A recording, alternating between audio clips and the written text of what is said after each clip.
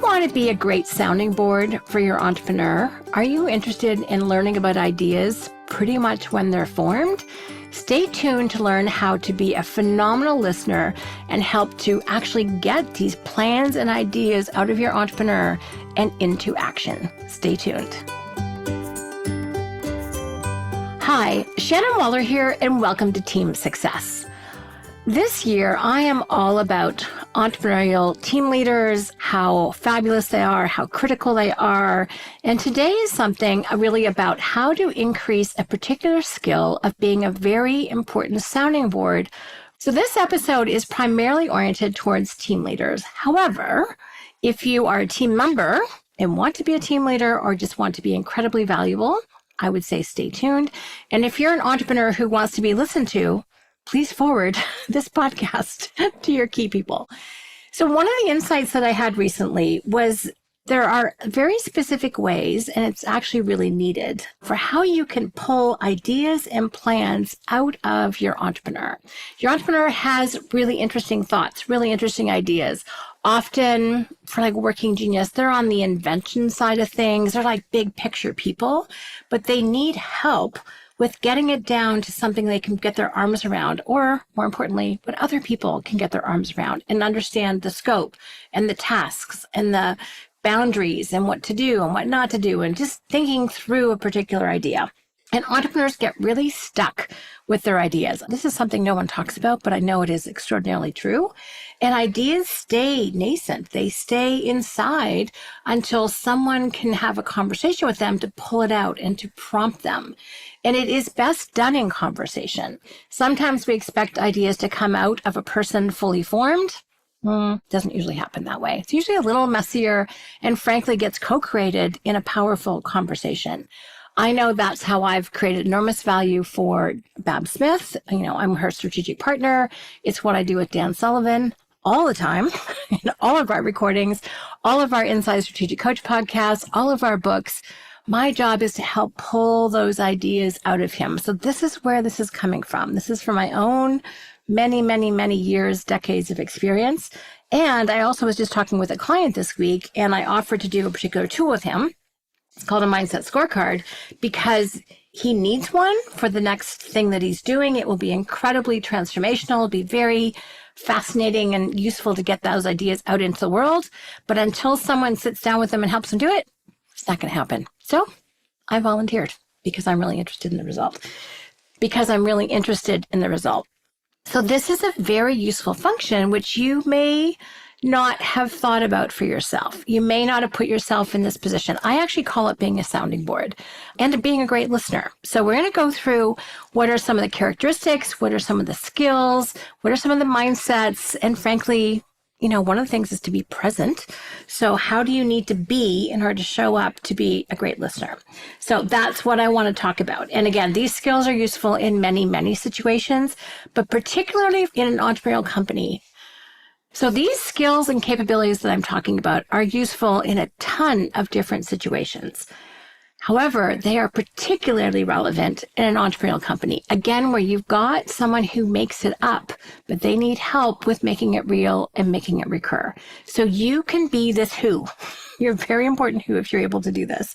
I have to tell you, you will create enormous value if you master some of these skills.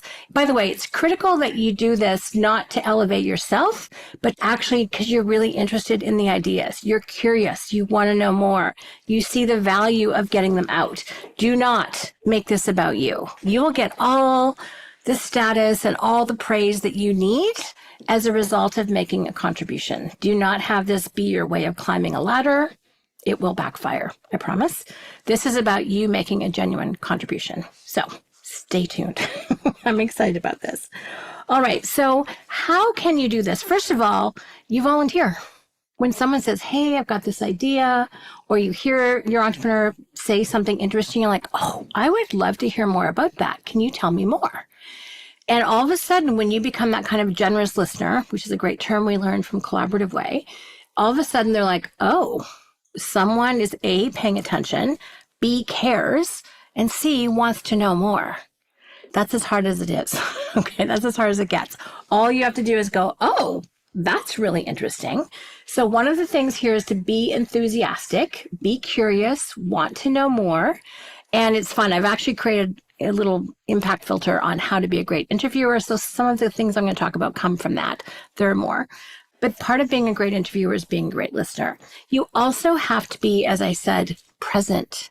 If your mind is elsewhere, if you're distracted, they're going to pick that up and they're going to shorten what it is that they have to say. The sentences will be shorter. They'll talk less. They'll talk for a shorter period of time. You will not get the full-fledged idea out of them. So it's really key that you actually clear your mind, go for a walk, take 30 seconds. Oh, I really want to learn more about that idea. I have a deadline to meet in 30 minutes, but could we talk later this afternoon? And they're like, yes, we definitely could. And then make a note of what it is that you found so interesting. I do this on a Trello and Asana board. Dan says something interesting. I capture it. Literally, it takes 3 seconds. And occasionally I'll be in a restaurant and I capture the thoughts on my phone. I'm like, I'm not on my phone. I just want to interview this for a podcast. Dan, he goes, okay, totally fine. So you can do it anytime, anywhere. Have a super simple process for capturing these ideas, but really useful. And then sit down and have a conversation. And I have to say, tell me more. It's 3 words and you lean in physically. I don't care if you're on Zoom or if you're even on the phone, people can pick up the energy. If you're in person, obviously, literally lean in. But it makes a difference when you show interest and curiosity. And exactly as I'm talking to you right now, I want to hear about your ideas. So what is it that is so intriguing to you? And then reflect back. You're like, oh, wow, when you say that, here's what I think about. How does that fit in? And they'll be like, oh, I don't know. Or, oh, how about this? And the idea fleshes out. It becomes bigger and more expansive. And this is great because what happens is your entrepreneur, any other person, has a particular set of talents and skills and capability and experience and viewpoint on the world, all of the things. And when you add yours to that in a thoughtful, considerate way, you're not arguing here, you're pulling out, you're very intentionally pulling out, actually. Then they get to, again, think through their idea with more depth from other perspectives. We all only have our own. And when someone else adds to that, you're like, oh, I hadn't thought about that. Or this is what occurs to me when you ask me that question.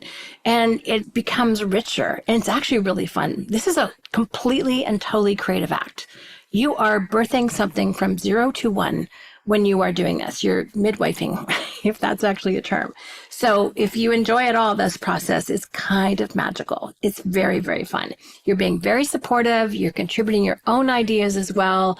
You're a wonderful sounding board. You're a mirror. You reflect back in a really positive way. And that does great things for the brain, by the way. Mirror neurons, they're called. And people get calmer, but they also get more into their idea. And it gets better as a result of your conversation.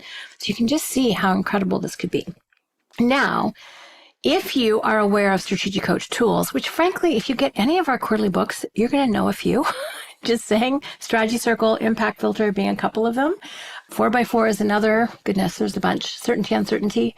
If you know Strategic Coach tools, it gives you a huge advantage. Our tools are actually a conversation that you can have with yourself and others. For example, Strategy Circle. So say your entrepreneur comes to you with a result. I want this. Or they come to you with a strategy. Let's do this. And you're like, oh, okay, that's really interesting. What problem are we solving with this particular strategy?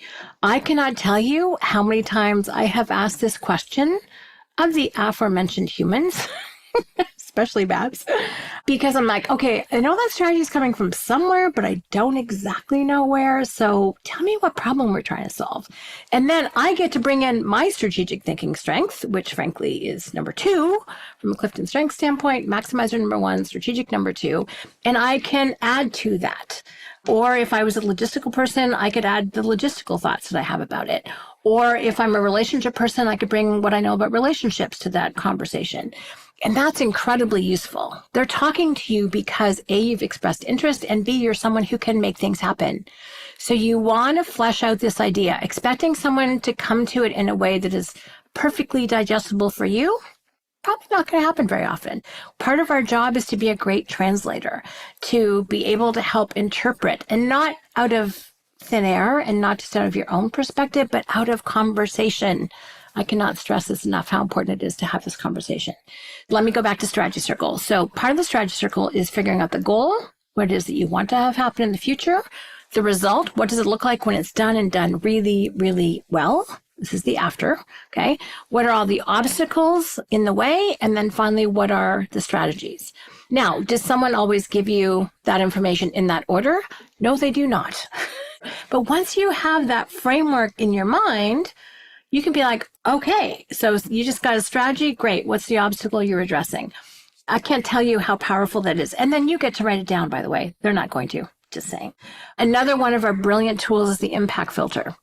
So useful. Now, Dan is kind of an introverted guy. I know, surprising, right? Because he's very prolific, but still, he does a lot of internal thinking. In a year, I can't remember how many hundreds he does. He can do up to 3 a day for his own thinking. Sometimes it's a fast filter, the short version. Sometimes it's a long version, but he uses it to filter his own thoughts. He's kind of unusual.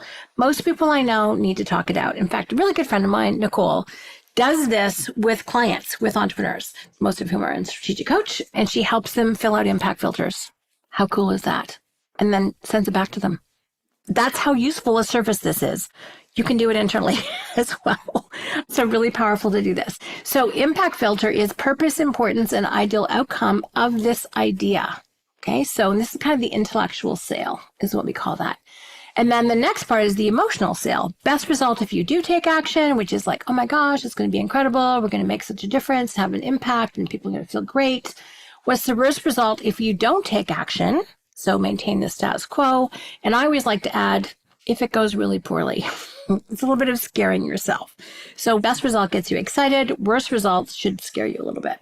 But thinking that through is really powerful. And then you get to the success criteria. And those are so valid. That's how do you ensure the best results and the ideal outcome, and how do you prevent the worst? And that success criteria is now the checklist for the team. You can take it and do a strategy circle based on that. Once you have that, you can take this plan and run, or pass it to the right person, or share it with a company, or with a client, or with a vendor, whomever, developer, all of those things. But you helping flesh out the idea to get it to this point is huge.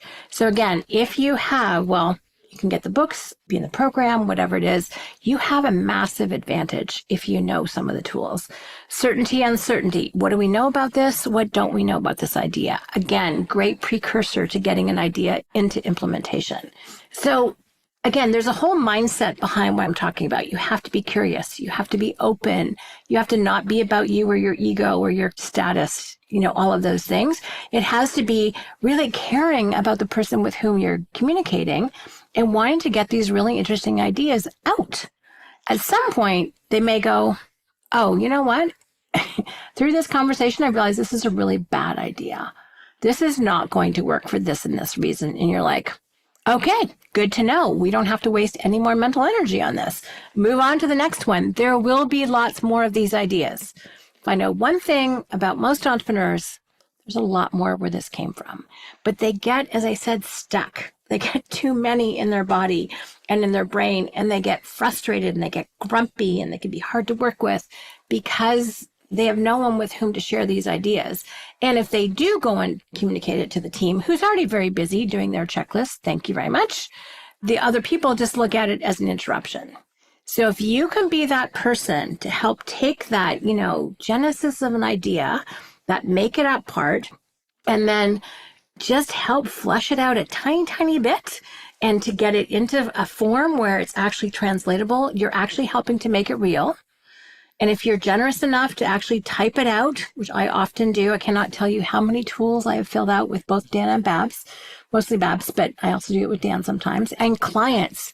Oh my gosh, I don't do this anymore, but there are clients with whom I have filled out the tools, and it is transformational, and they love me forever.